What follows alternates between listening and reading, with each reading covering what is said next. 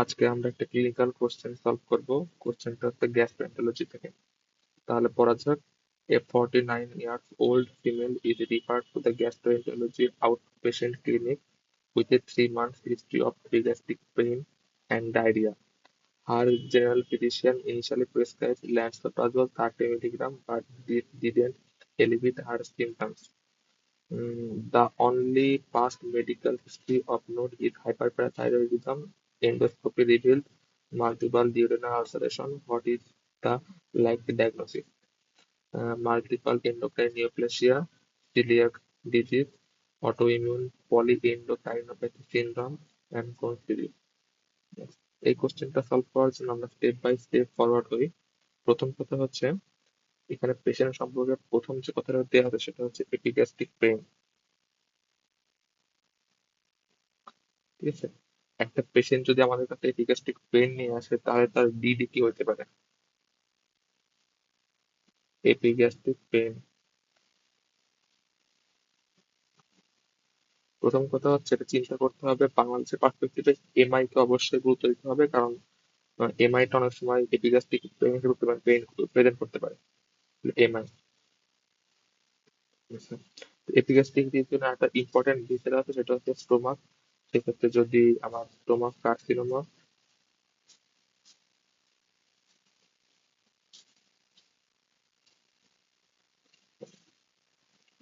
Carcinoma, বা peptic ulcer disease থাকলে পেইনটা epigastric রিজনে দেখাবে।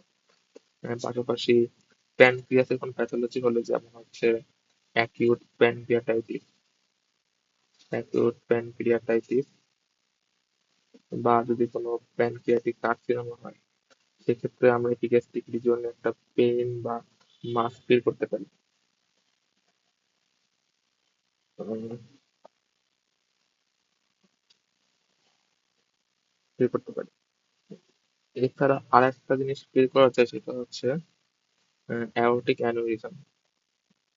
অ্যাওর্টিক অ্যানিউরিজম অ্যাওর্টিক অ্যানিউরিজম যদি রাপচার্ড হয়, সেক্ষেত্রে এর পেইনটা এপিগ্যাস্ট্রিক রিজনে ফিল হয়। আর যদি রাপচার না হয়, অ্যানিউরিজম ফর্মেশন হয়ে থাকে, তাহলে আমরা অনেক সময় এপিগ্যাস্ট্রিক রিজন একটা পালসেটাইল মাস পাই। একটা মাস পাই যেটা হচ্ছে এটার উপর হাত দিলে পালপেট করলে এটা পালসটা বোঝা যায়। Aortic aneurysm. তাহলে এপিগ্যাস্ট্রিক পেন। আর হচ্ছে ডায়রিয়া। নেক্সট ইম্পর্টেন্ট পয়েন্ট হচ্ছে ডায়রিয়া। যদি একটা পেশেন্ট ডায়রিয়া নিয়ে আমাদের কাছে আসে, তাহলে আমরা ব্রড হেডিং এর তিনটা জিনিস চিন্তা করি। একটা হচ্ছে প্যানক্রিয়াসের কোনো প্যাথোলজি আছে, অথবা বাইলে কোনো প্যাথোলজি আছে। এই জন্য আসলে খাবারটা অ্যাবজর্ব হচ্ছে না। পাশাপাশি হচ্ছে আহ, এটা হচ্ছে আপনার আহ, খাবারটা অ্যাবজর্ব হচ্ছে না, পাশাপাশি এই জন্য এটা ডায়রিয়া প্রেজেন্ট করছে। এখন একটা পেশেন্টের আমার প্রিভিয়াস হাইপারপ্যাথাইরয়েডিজম আছে এবং এন্ডোস্কোপি বলছে যে মাল্টিপল ডিওডেনাল আলসার। এখন আমরা যারা অন্তত ফোর্থ ইয়ারে পড়ছি যে মাল্টিপল ডিওডেনাল আলসার একটা কন্ডিশন থাকে যেখানে আমাদের GIT, through out the GIT ulcer হয়। সেই কন্ডিশনটা হচ্ছে জলিঞ্জার এরিসন সিনড্রোম। এখন যেভাবে লিখছে কোশ্চেন, মাল্টিপল ডিওডেনাল আলসার এরকম সিনারিও জলিঞ্জার এরিসন সিনড্রোমে থাকে। একটা পেশেন্টের জলিঞ্জার এরিসন সিনড্রোম আছে, পাশাপাশি তার প্রিভিয়াস হাইপারপ্যারাথাইরয়েডিজম আছে। এটা মেনলি হয় আর কি মাল্টিপল এন্ডোক্রাইন নিউপ্লাসিস। আরো শব্দ বলতে গেলে টাইপ 1।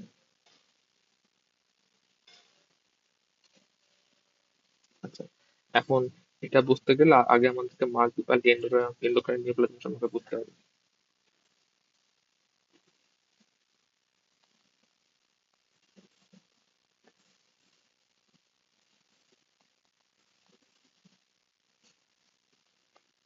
ঠিক আছে? এখন আসলে নামের মধ্যে পুরোটুক লেখা আছে, এটা হচ্ছে মাল্টিপল এন্ডোক্রাইন, মানে একই সাথে একাধিক এন্ডোক্রাইন গ্ল্যান্ডে একটা নিউপ্লাসিয়াটা হবে।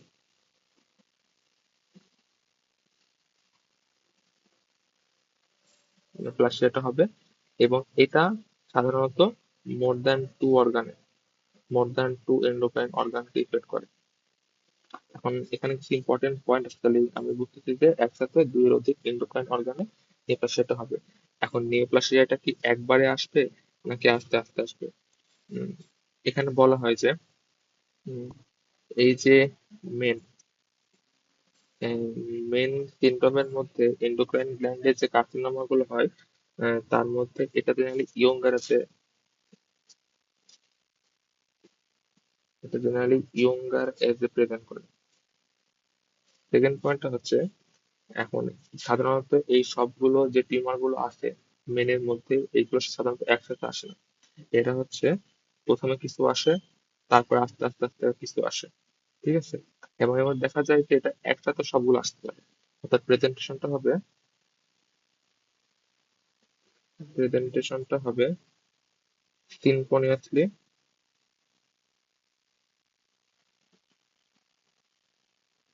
তার মানে হচ্ছে সেম টাইমে আসবে সবগুলো একসাথে, অথবা মেটাক্রোনাসলি,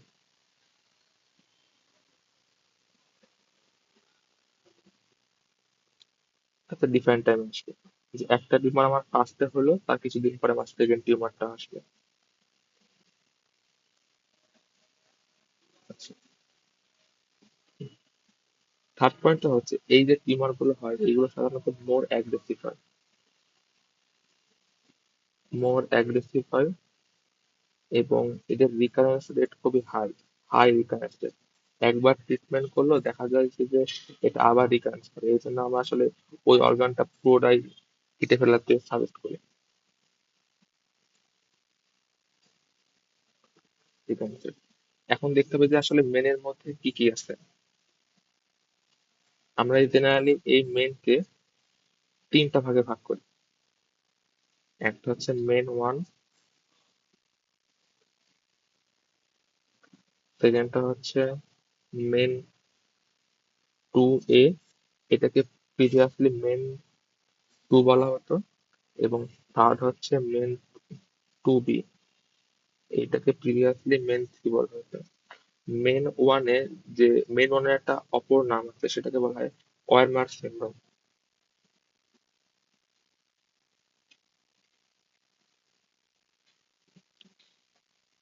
আচ্ছা, মেন 1 যে টিউমার গুলো ইনভলভ করে সেটা হচ্ছে, এটাকে আমরা মনে রাখতে পারি হচ্ছে তিনটা পি দিয়ে। তিনটা পি দিয়ে প্রথমটা হয় হচ্ছে parathyroid hyperplasia, parathyroid hyperplasia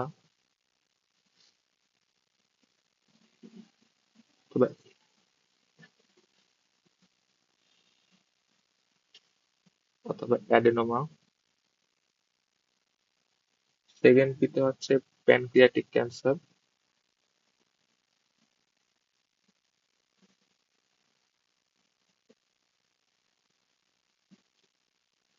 pancreatic ক্যান্সারের মধ্যে মোস্ট কমন হচ্ছে গ্যাস্ট্রিনোমা। গ্যাস্ট্রিনোমা, কিছু কিছু ক্ষেত্রে ইনসুলিনোমা হয়ে থাকে, কিন্তু মোস্ট কমন যেটা দেখা যায় সেটা হচ্ছে গ্যাস্ট্রিনোমা। এবং থার্ড পিতে আছে পিটুইটারি অ্যাডিনোমা।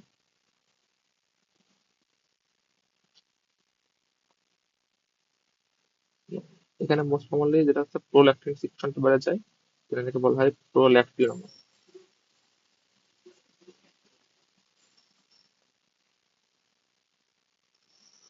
প্রোল্যাক্টিনোমা। এখন প্যারাথয়েড গ্ল্যান্ডে ফার্স্টে কি হয়, হাইপারপ্লাসিয়া হয়। এবং এই যে মেন 1, এই ক্ষেত্রে সবচেয়ে প্রথমে দেখা যায় হচ্ছে প্যারাথয়েড গ্ল্যান্ড হাইপারপ্লাসিয়া, এটা হচ্ছে first to appear.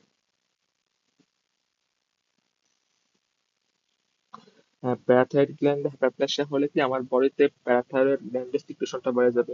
Parathyroid গ্ল্যান্ডের secretion বাড়ে, প্যারাথাইরয়েড গ্ল্যান্ডের যে কাজ সেটা হচ্ছে আমাদের ক্যালসিয়ামকে রিঅ্যাবজর্পশন করা, তাহলে বডিতে হাইপার ক্যালসিয়াম দেখা দেবে, যার কারণে আমার নেফ্রোলিথিয়াসিস বা কিডনি স্টোন ইজিলি হতে পারে।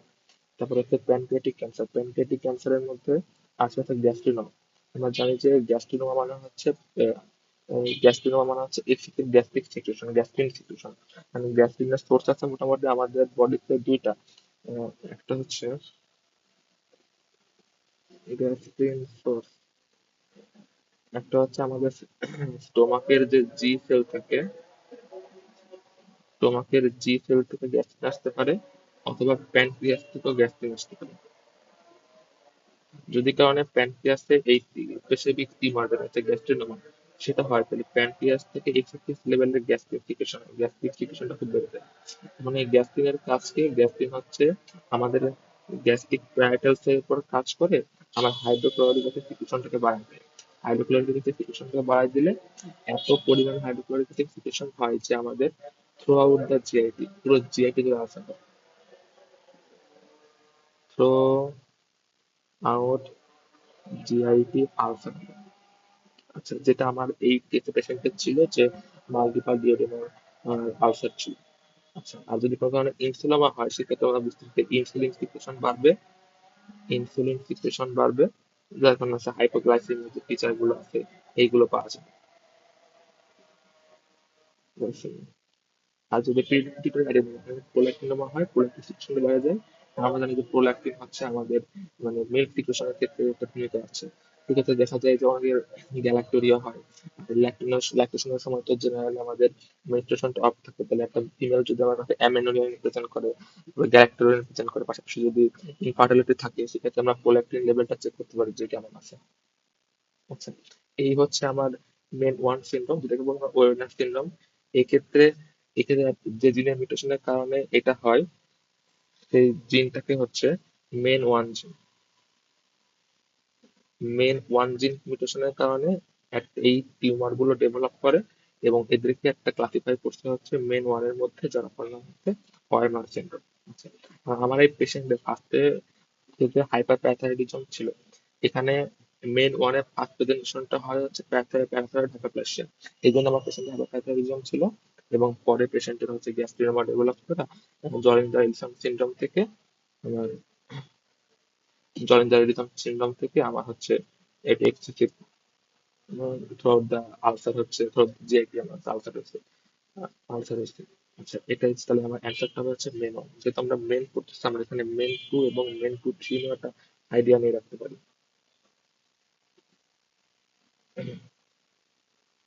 মেন টু এ, মেন টু এর অপর নাম হচ্ছে সিকেল সিন্ড্রোম। সিকেল সিন্ড্রোম, এই ক্ষেত্রে যে জিনটা মিউটেশন হয় সেটা হচ্ছে রেড জিন। এখন একটা জিনের মিউটেশন হওয়ার ফলে তার দু ধরনের রেজাল্ট আসতে পারে। একটা হচ্ছে জিন যে কাজটা করতো ওই কাজটা সে করা বন্ধ করে দিয়েছে, তার মানে হচ্ছে লস অফ দ্য ফাংশন। আর সেকেন্ড পয়েন্টটা হতে পারে যে যে কাজটা করতো ওটা এক্সেসিভ আকারে করতেছে, সেটা হচ্ছে গেইন অফ দ্য ফাংশন। এখন এই মেন টু এর ক্ষেত্রে যেটা হয় সেটা হচ্ছে রেড জিনের গেইন অফ ফাংশন। মিউটেশন হওয়ার ফলে গেইন অফ ফাংশন হয়, যার কারণে এই সিমটমটা ডেভেলপ করে।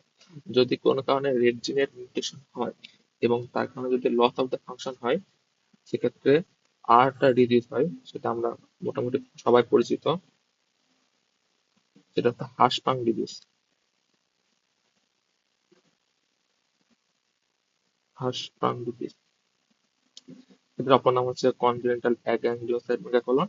যেটা আমরা পড়ছি যে আমার হচ্ছে যেটা আমরা পড়ছি যে গ্যাংলিয়ন সেলগুলো থাকে না, যার কারণে মেগাকলন ডেভেলপ করে। আচ্ছা, এখন মেন টুর ক্ষেত্রে যে টিউমারগুলো থাকে সেটা মনে করে পিপিএম দ্বারা। P P M. পি দিয়ে থাকে হচ্ছে parathyroid adenoma, parathyroid adenoma, adenoma. এটা মোটামুটি মোস্ট কমন প্রেজেন্টেশন, যেটা তাদের মেন টু এ থাকে, মেন টু এ থাকে। এবং সেকেন্ড পয়েন্ট হচ্ছে ফিওক্রোমোসাইটোমা, ফিওক্রোমোসাইটোমা। ফিওক্রোমোসাইটোমা হচ্ছে আমাদের অ্যাড্রেনাল মেডুলার একটা টিউমার। এই টিউমারে কি হয়, এক্সেসিভ লেভেলের ক্যাটাকোলামাইন সিক্রেশন হয়, এক্সেসিভ ক্যাটাকোলামাইন সিক্রেশন হয়, যার কারণে পেশেন্টের মোটামুটি এক প্রকার আনকন্ট্রোলড হাইপারটেনশন থাকে, আনকন্ট্রোলড হাইপারটেনশন থাকে। আর থার্ডটা হচ্ছে medullary thyroid carcinoma, medullary thyroid carcinoma.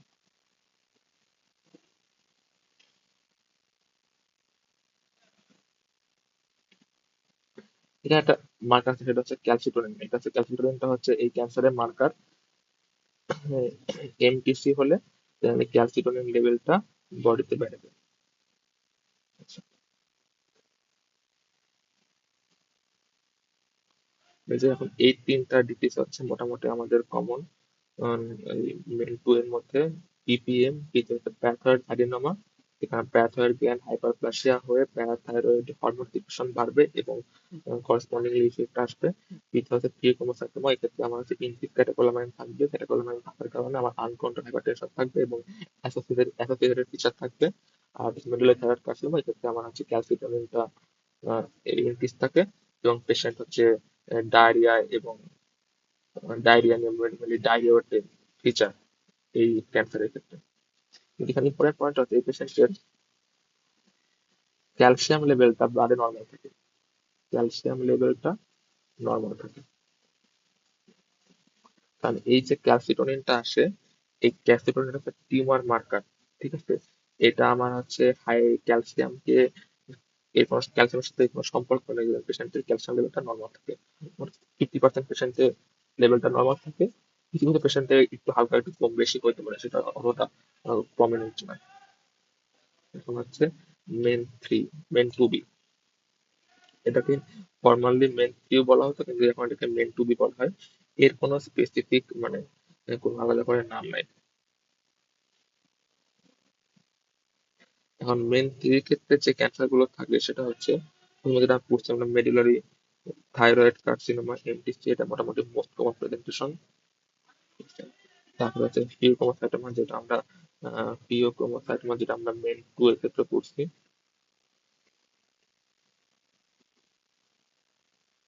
এবং থার্ডে হচ্ছে চারটা এম থাকে, চারটা এম থাকে।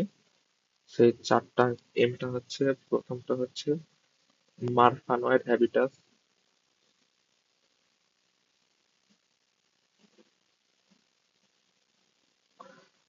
মারফানয়েড হ্যাবিটাসটা হচ্ছে একটা মানে একটা কানেকটিভ টিস্যু ডিসঅর্ডার। এখানে এটা হচ্ছে একটা অনেকগুলো সিনড্রোমের সমষ্টি, যেটাকে বলা হচ্ছে মারফানয়েড হ্যাবিটাস।